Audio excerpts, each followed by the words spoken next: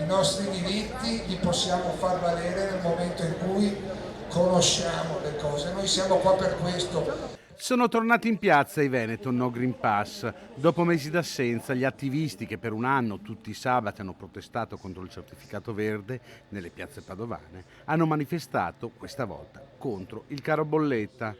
Un ritorno in sordina però, erano circa 200 in piazza Sartori a Padova. È scandaloso che anziché dovremmo essere 1 milione di persone in piazza. Le persone accettano di farsi, come dire, stanno subendo qualsiasi cosa. La gente si lamenta sui social, però non alza il sedere dal divano per mettersi in gioco. Io non posso risolvere i problemi, nessuno di noi può risolvere i problemi del popolo, è il popolo che si deve alzare. E tutti insieme possono risolvere i problemi, da soli non possiamo fare niente.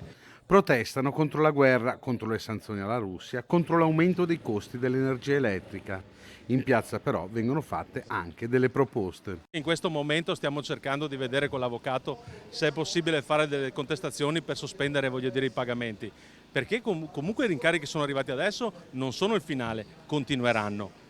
Poi stiamo con un laboratorio di Genova e alcuni scienziati, stiamo cercando delle soluzioni sull'immediato.